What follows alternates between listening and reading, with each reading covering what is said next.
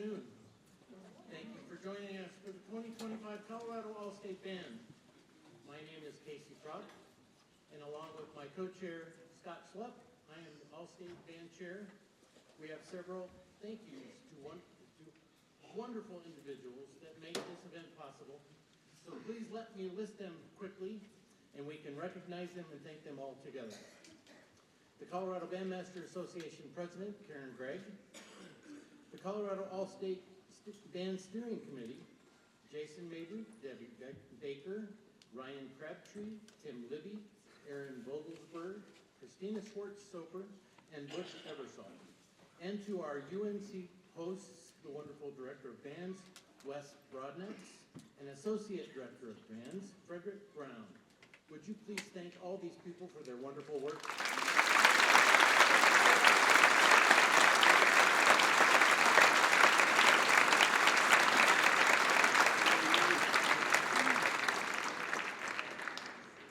Lastly, before I introduce their conductor and the band, I'm going to let them take care of their final prep. Go ahead.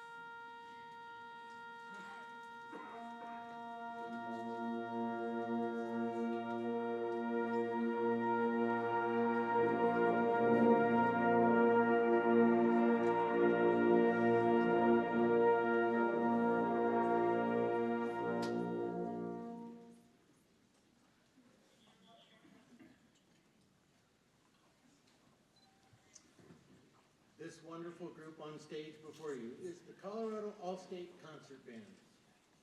They have had the distinct pleasure of playing under a very gifted conductor, educator, this past few days. I would ask that you please welcome to the stage Dr. Richard Strauch and the Colorado All-State Concert Band.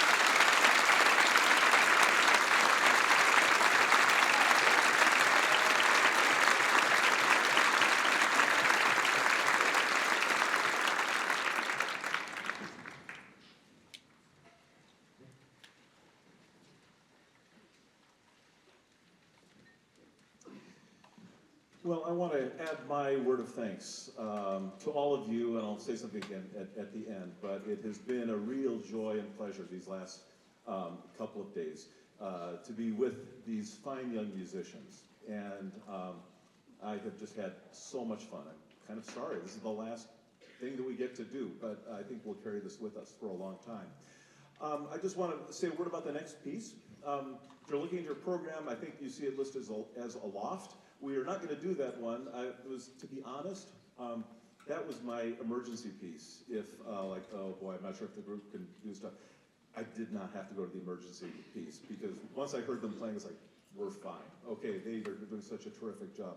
So we will actually do the next piece, which is, I always forget this, the fantasy on Saitara Bushi, which is Saitara Bushi is a Japanese sea shanty by Hirokazu Fukushima. And this is a piece, a sea shanty is a working song. And it would be sung by sailors, sung by fishermen. And in this case, these are fishermen, I'm going to mess this up again too, Matsushima Bay, which is in the northeast part of Japan. This is a traditional song, and so you do kind of hear the various elements of the sea shanty that happen. But it's one that celebrates the big catch. So they are perhaps heading out to sea, but then it kind of picks up towards the end as if they are really kind of on the hunt at that point. He wrote this, though, in sort of memory and commemoration of the really terrible earthquake and tsunami that occurred in that area of Japan in 2011. And so it is also kind of recognizing those people who made their lives living in the sea as well. So this is Fukushima's fantasy on Saitara Bushi.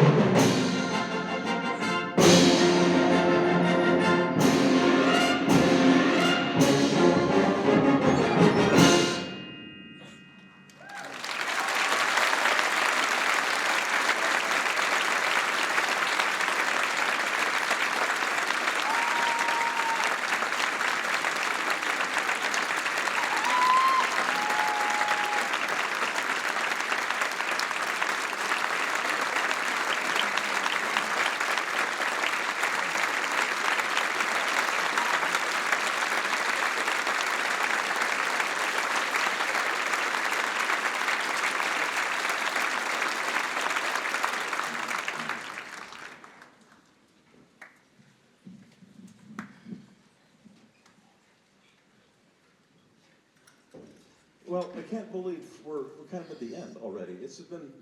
Time has just flown by. But as I said earlier, this has just been an honor and a joy to do this, these rehearsals with these students. I mean, you just see the sort of the tip of the iceberg. You know, there's that meme of, you know, the performance is the tip of the iceberg, and then like the rest of the iceberg is the rehearsals. This is part of it because the practicing, the individual practicing, is the ocean. And so these guys have worked so hard before they even got here to be able to be ready to do this. So I want to just acknowledge that. They've just done a tremendous job. I want to make sure that I thank a couple of people also from my standpoint. These are people who I had never met before. They had never met me, and for whatever reason, I think they must have gotten like a wrong email address or something. But when I got this email to do this group, it's like, well, sure, I'll do it. I've never conducted a band before, but yeah, I could do it. So Casey and Scott, and their team with the steering committee for Allstate, they had just done an incredible job. He asked me this morning if everything was going okay, and I said, you know, there is a German term for this. It's wunschlos glücklich. Wunschlos glücklich. It means happy without a wish. And that's totally how I have felt this week. So Casey and Scott, thank you so much for all the great work that you have done.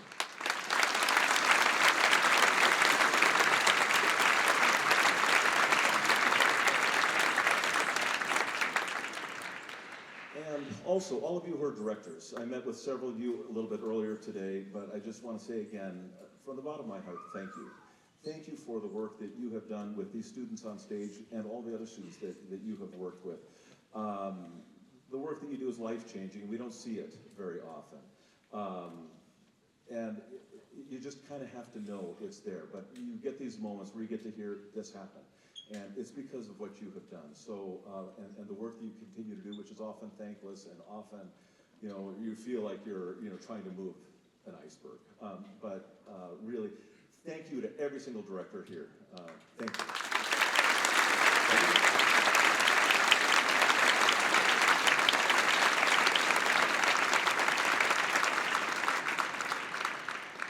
Also, parents. I'm a band dad, okay? I know what that's like. I know what you got to do. You know, I know you got to show up to every concert, and you got to get, okay, I got to get like 3 in the morning to get into the bus and all of that. So when I became a band dad, I saw a whole different side of things. And so I understand the things that you have to do and the sacrifices you make to make this music possible for these students. As a dad, it was always a joyful sacrifice because I would get to see stuff like this. So I want to say thank you to all the parents here.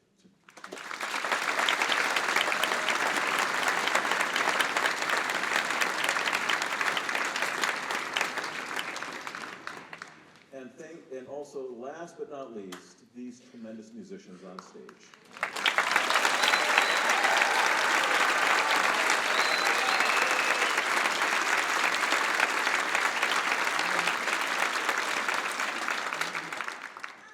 I have a rule of thumb, which is never to talk longer before like the next piece than the piece actually is.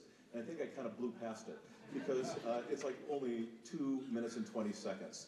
But everybody has to have a great Sousa experience. And they've been having they're playing really well. And so, so I just told them, you're playing really well, right? So you know what you got to do. So I hope you enjoy this. This is one of my favorite marches by John Philip Sousa, El Capitan.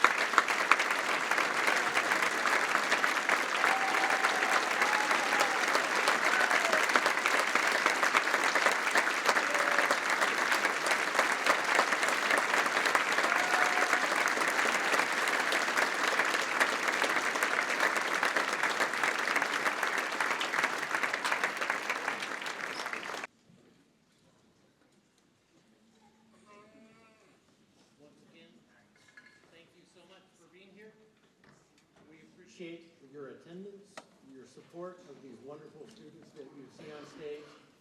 I want to thank all of those people that work with these fantastic young people every single day. Can I have my colleagues, all the teachers and the band programs in the state of Colorado that are here and representing and guiding these young people, would you all stand and be recognized, please?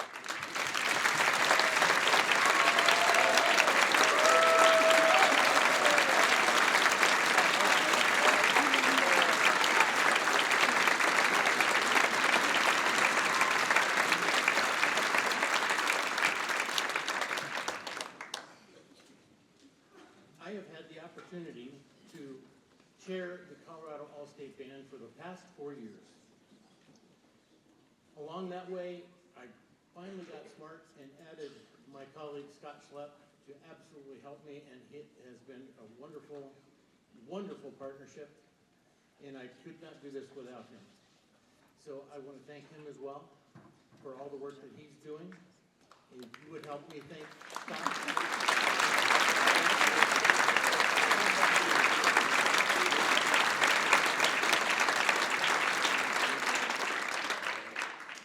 There's one more group of people that I really need to thank because we could not be here without them. It's the incredible staff here at the Union Colony, and specifically Bill Reeves, who's right backstage here, and David Chapinski. Thank you, Union Colony Civic Center.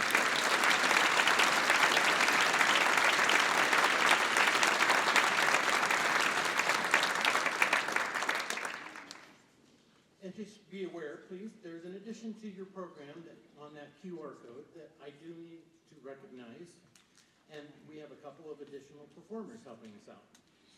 Joining us on piano will be Katie Hughes, and on harp we have Elena Bonders. So make sure we recognize them, please.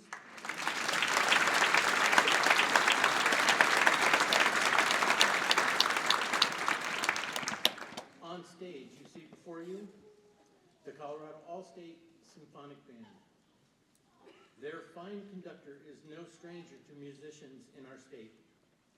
He is a colleague, an educator, a leader, a mentor, and especially a friend to all of us here today, and we are honored to welcome him to the stage. To conduct the Colorado All-State Symphonic Band, our sincere friend, Dr. Allan McMurray.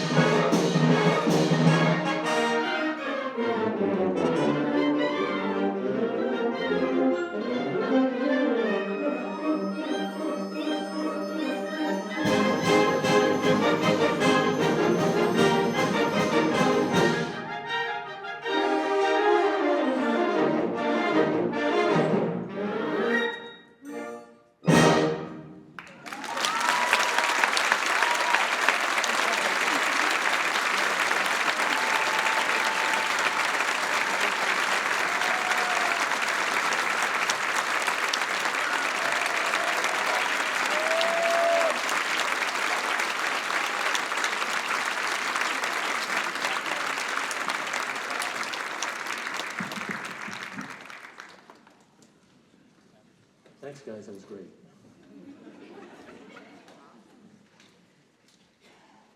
It's so wonderful to be back in Colorado. I retired in 2013 and left, and my wife and I moved to other places, not because we didn't love Colorado, we just were adventurous. But being back here brings back so many wonderful memories. It has reunited me with many friends and former students and people I love a lot. So it's great being here. But the best part of all is being with these wonderful students. So thank you for inviting me. It's been great to be here. The first piece was Candide. Leonard Bernstein, iconic American composer, had done this light opera, and this overture is probably what's lasted the most. The opera isn't performed very much, but the overture is performed all the time. And it's such a wonderful way to open this program, which has many stories. So I'm going to be talking to you a little bit more than you might expect. This next piece, Children's March, Australian composer Percy Grainger immigrated to the United States during World War I. And even though he was Australian, he enlisted into a armed forces band that was used throughout the East Coast area to help raise money for war bonds. And so he played both piano and saxophone, as he had been a concert pianist who had performed all over Europe. He was very famous for playing Greek piano concerto, but he played in the band. And while he was playing in the band, he composed this piece, Children's March, as original work that he played just on piano by itself. And then because his friends in the band wanted to play it too, he arranged it while he was in the band for full band. This was his first original composition for band. There were other wonderful things like Irish Tune from Candide, but this was his first original composition for band. So we're delighted to play this Children's March from Over the Hills and Far Away by Percy Grainger.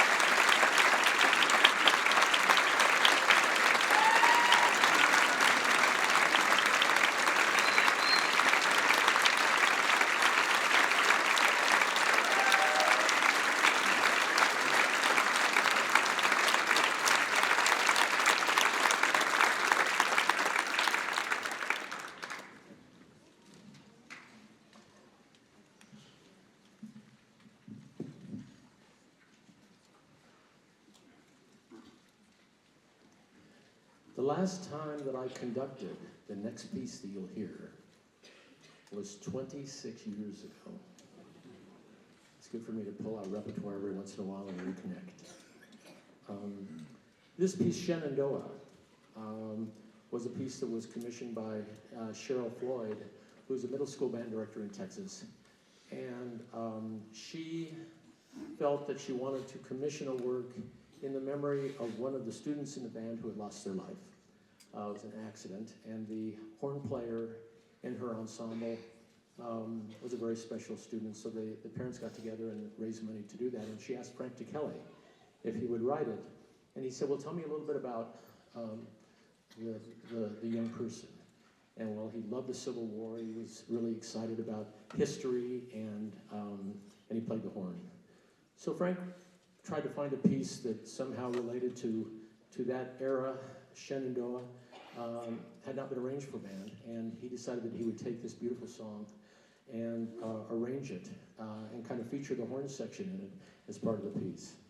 26 years ago, I was out doing a clinic at a high school and had the chance to work on this piece. They were preparing to go to a festival and in Missouri, and we had a wonderful time, and I explained to the students all of this about the loss and about the meaning of the music, and they were all over it, just like this group has been all over it.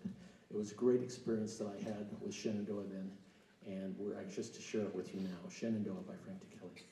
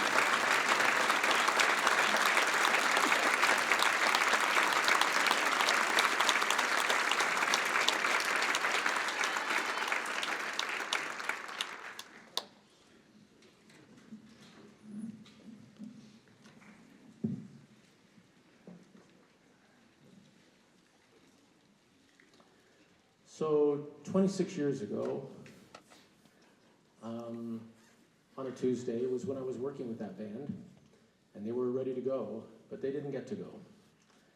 It was Columbine High School. 2 days later, they had the terrible shooting that took all the lives.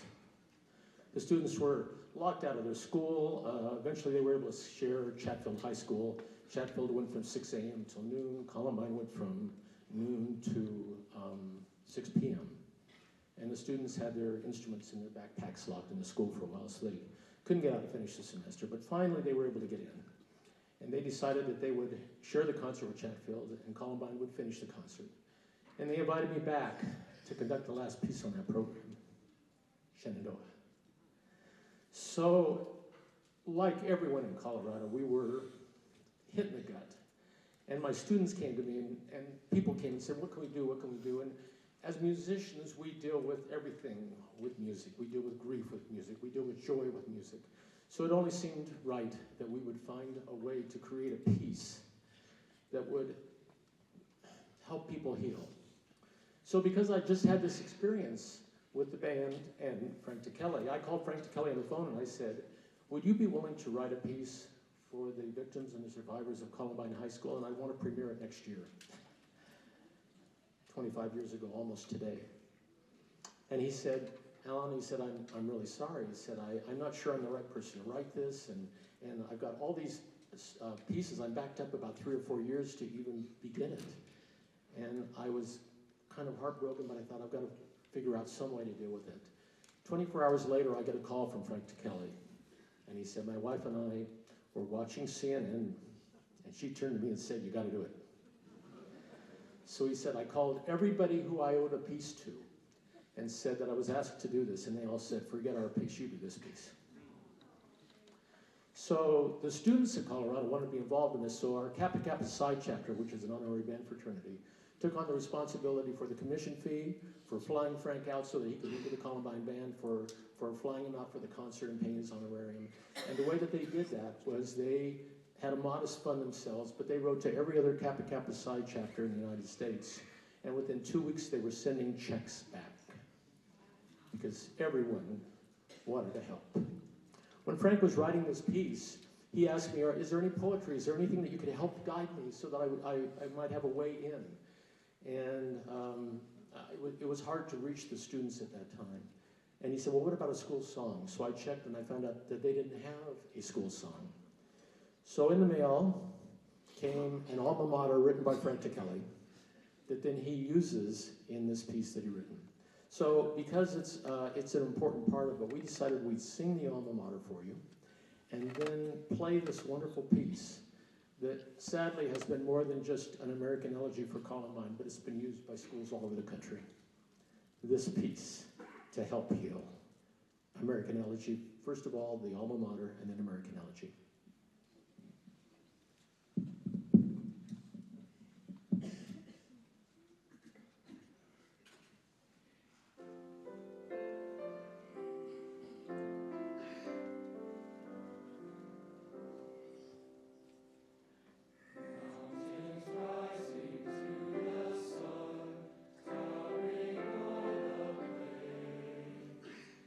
Exhale my reason as one.